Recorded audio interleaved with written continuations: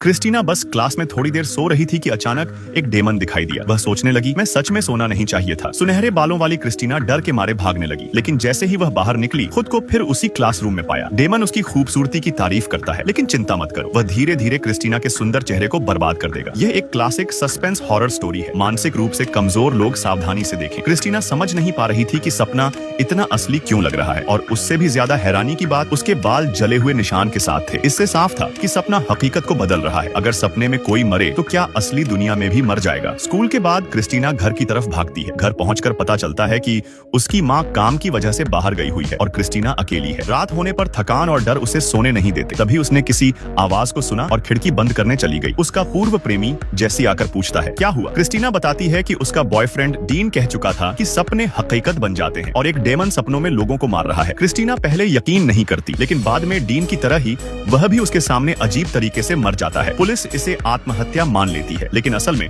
Dream daemon ने dean को सपने में मार दिया था। अब क्रिस्टीना थोड़ा यकीन करने लगती है कि डीन सच कह रहा था, और वह सोचती है कि शायद डीन भी सपने में मारा गया। क्रिस्टीना को पता चलता है कि जेसी ने भी वही सपना देखा था और जानता है कि यह कोई साधारण सपना नहीं है। क्रिस्टीना पूरी तरह टूटकर रोने लगती है। जेसी तुरंत उसे गले लगाता है और कहता है कि डरने की कोई जरूरत नहीं है। क्रिस्टीना डरती है क्योंकि वह बस सोना चाहती थी और फिर डरती थी कि सपने में मारी जाएगी। जेसी उसे समझाता है, जितना सोचोगे सपना उतना मजबूत होगा। जेसी के साथ रहते हुए क्रिस्टीना अब सोने की कोशिश करती है। रात में कुत्ते के भौंकने की आवाज से वह जागती है। वह दरवाजा खोलती है और कुत्ते को अंदर आने देती है, लेकिन कुत्ता फिर नहीं भौंकता। क्रिस्टीना बाहर जाकर कुत्ते को ढूंढती है, लेकिन पता चलता है कि वह सपने में ही थी। कुत्ता पहले ही मर चुका होता है और तभी एक बड़ा पंजा दिखाई देता है। वह कहता है कि सिर्फ उसे छूना चाहता था, लेकिन उसने मार दिया। क्रिस्टीना डर के मारे भागती है। जैसे ही वह अंदर आती है, खुद को स्कूल के गलियारे में पाती है। पास से एक साया गुजरता है और एक छोटी लड़की आती है। छोटी लड़की उसका हाथ पकड़ती है और उसे सपनों वाले क्लासरूम की ओर ले जाती है। क्रिस्टीना डर के मारे जाग जाती है और असली दुनिया में लौटती है। वह जेसी को उठाने की कोशिश करती है, लेकिन वह गहरी नींद में होता है। क्रिस्टीना अकेले बाथरूम जाती है, चेहरा धोती है और शांत होती है। जैसे ही वह बिस्तर पर लेटती है, एक आवाज आती है, फाउंड यू। क्रिस्टीना चीखती है, हिलती डुलती है और जेसी को दूर फेंक देती है। वह हवा में उड़ने लगती है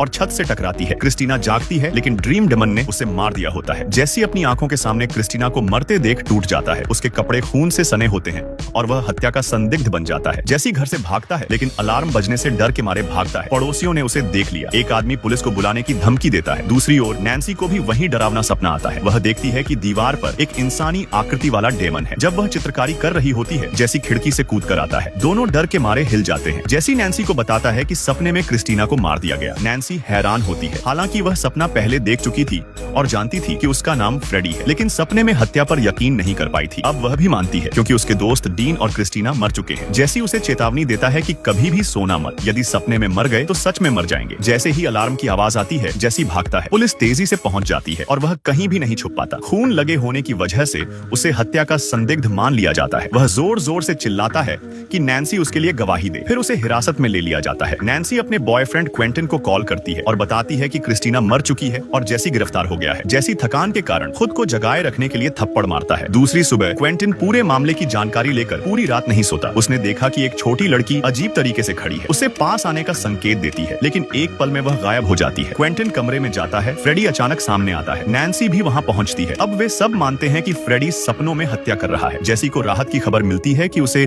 जमानत पर रिहा किया गया है, लेकिन बाहर आने पर माहौल अजीब है। अचानक सभी लाइट्स बंद हो जाती हैं। जेसी क्रिस्टीना को ढूंढने दौड़ता है, लेकिन नहीं पाता। फ्रेडी दिखाई देता है और जेसी तेजी से भागता है। सपने फ्रेडी के नियंत्रण में है। जेसी देखता है कि क्रिस्टीना और डीन वहां है। वह फ्रेडी से पूछता है कि वह हत्या क्यों कर रहा है। फ्रेडी सीधे जवाब नहीं देता और जेसी को पकड़ने की कोशिश करता है। जेसी चीखता है, लेकिन फ्रेडी हाथ नहीं डालता और गायब हो जाता है। जेसी उठकर फ्रेडी को ढूंढता है, लेकिन फ्रेडी उसे जादुई पीछे मार देता है। जेसी असली दुनिया में गिर जाता है। अब वह सच में निर्दोष है, लेकिन कौन यकीन करेगा। नैन्सी भी पूरी रात जागती है। क्वेंटिन उसे ध्यान केंद्रित करने के लिए दवा देता है, जो उसके ADHD के लिए है। नैन्सी दवा नहीं खाती, क्वेंटिन खुद खा लेता है। जैसे जैसे 72 घंटे बीतते हैं बिना नींद के, अनिद्रा वाले लोगों में अचानक नींद की झलक दिखाई देती है। दिमाग थोड़े समय के लिए रेस्ट करता है और ऊर्जा भरता है। सच और सपना अलग नहीं किए जा सकते। ये बहुत खतरनाक समय होता है। नैन्सी चित्रकारी से क्वेंटिन का ध्यान भटकाती है। रात में थकान और काले घेरे होते हैं। वह स्नान करती है और बाथटब में आराम से रहती है, लेकिन 36 घंटे से सोई नहीं थी। क्वेंटिन थोड़ी देर आंखें बंद कर लेता है और सो जाता है। डेमन उसे मारने के लिए मौका पाता है। नैन्सी अपनी माँ की खटखटाने की आवाज से जागती है। डेमन फिर अंधेरे में छुप जाता है। नैन्सी बच जाती है, लेकिन कमरे में अजीब बात होती है। कमरे में बर्फ गिरने लगती है। यह देखकर वह डर जाती है। वह सड़क पर आती है, जहाँ बोर्ड पर लिखा होता है बार्ड खन किंडरगार्टन। तभी डेमन फ्रेडी उसके पीछे दिखाई देता है। नैन्सी डर के मारे कांपती है। फ्रेडी कहता है कि यह सब सपना है। जैसे ही उसे लगे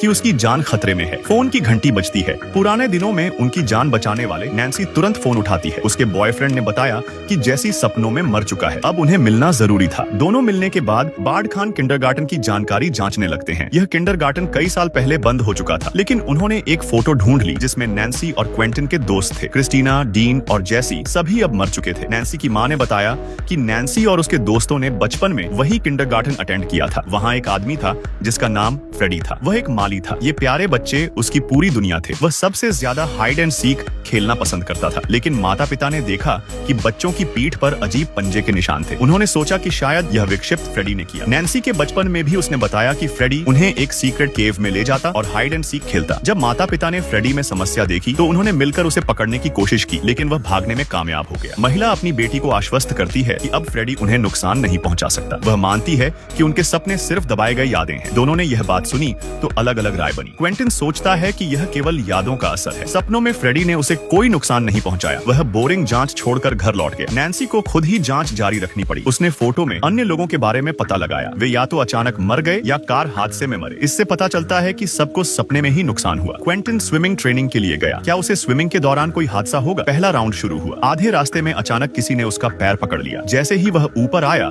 उसने देखा कि ट्रेनिंग पूल अब एक अबैंडन्ड फैक्ट्री के पानी से भरा था। वह खड़ा होकर चारों ओर देखने लगा। ठंडी और डरावनी हवा ने उसे असली और सपना अलग नहीं करने दी। फैक्ट्री में एक आदमी भाग रहा था। वह आदमी फ्रेडी था। एक समूह लाठियां और स्टील पाइप लेकर आता है। वे वही बच्चे के माता पिता थे। फ्रेडी घबराते हुए कहता है, तुमने यह दरवाजा खोला? मैंने खोला, मैं खोला। लेकिन माता पिता ने उसे पकड़ने के लिए दरवाजे की तलाश शुरू कर दी। फ्रेडी ने बाहर शांति देखी तो दरवाजा छोड़कर छुपने की कोशिश की। एक महिला कहती है कि उन्हें पुलिस बुला लेनी चाहिए, लेकिन सभी गुस्से में थे। फ्रेडी बाहर झांकता है और देखता है कि माता पिता तेल के ड्रम लेकर आ रहे हैं। वे आग लगाते हैं। फॉर माई सन। पूरा भवन आग में जल उठता है। फ्रेडी फंस जाता है और जीवित जलाया जाता है। फ्रेडी क्रोधित होकर क्वेंटिन की ओर दौड़ता है। क्वेंटिन को डूबने से बचाया गया था। अब वह विश्वास कर लेता है कि सपनों में उसके दोस्त मारे गए थे, लेकिन वह गायब है। नैन्सी को दिखाई नहीं देता। लाइट जलती बुझती है। नैन्सी को एहसास होता है कि कुछ गड़बड़ है। दरवाजे पर एक काला साया दिखाई देता है। दवा की दुकान अब फैक्ट्री में बदल चुकी है। फ्रेडी शांति से उसके पास आता है और उसका गला पकड़ता है। नैन्सी फ्रेडी की जैकेट का टुकड़ा फाड़ देती है। सपने और हकीकत बार बार बदलते हैं। नैन्सी डर के मारे पीछे हटती है। फ्रेडी पंजा मारता है। नैन्सी दर्द से जागती है। उसकी भुजा पर 3 पंजे के निशान है, लेकिन फ्रेडी जैकेट अभी भी पकड़कर है। क्वेंटिन नैन्सी को अस्पताल पहुंचाता है। नैन्सी की मां घावों का इलाज करती है। क्वेंटिन मौके पर एक एड्रेनालिन सिरिंज चुपके से ले जाता है। डॉक्टर नैन्सी को सेडेटिव देने का फैसला करता है ताकि वह सो जाए। नैन्सी की मां ने साइन किया, लेकिन नैन्सी भाग जाती है। दोनों बाहर निकलते हैं। क्वेंटिन खुद के लिए एड्रेनालिन लेता है ताकि जागा रहे और मर न जाए, लेकिन यह दवा केवल अस्थायी शक्ति देती है। नैन्सी इसे बेतरतीब नहीं इस्तेमाल करती। जैसे ही वे कार में थे, फ्रेडी अचानक प्रकट होता है। क्वेंटिन तेज मोड़ मारकर गाड़ी गड्ढे में फंसाता है। दोनों कार से उतरते हैं और पैदल आगे बढ़ते हैं। अंततः वे बार्ड खान किंडरगार्टन पहुंचते हैं। यहाँ सब जर्जर और सुनसान था। तभी फ्रेडी फिर से दिखाई देता है। तुम ठीक हो? क्वेंटिन असली और सपने में फर्क नहीं कर सकता। दोनों नीचे जाकर मेंटेनेंस रूम में जाते हैं। फ्रेडी पहले यहाँ रहता था। उनकी मेज पर मेटालिक क्लॉज और कई ड्राइंग्स हैं। ड्राइंग्स के पीछे एक सीक्रेट रूम मिलता है। दोनों वहाँ जाते हैं और खोजबीन करते हैं। दीवार पर कई ड्राइंग्स लगी हैं। नैन्सी को याद आता है कि वह पहले यहाँ आ चुकी थी। नैन्सी सपनों में जाती है, लेकिन प्लान सफल नहीं होता। क्वेंटिन भी सो जाता है। जब वह फ्रेडी को ढूंढता है, फ्रेडी पीछे से आकर हमला कर देता है। क्वेंटिन पर कोई भी हमला सफल नहीं होता और वह गिर जाता है। नैन्सी भी वहाँ पहुँचती है। फ्रेडी पहले नैन्सी को मारने की कोशिश करता है। सपनों का दृश्य घर में बदल जाता है। फ्रेडी आता है। नैन्सी डर के मारे अलमारी में छुप जाती है। फ्रेडी जानता है कि वह कहाँ है और उसे डराने का खेल खेलता है। तभी फ्रेडी अचानक गायब हो जाता है। नैन्सी ऊपर की ओर भागती है। नीचे का रेड कार्पेट टमाटर के रस में बदल जाता है। वह फंसती है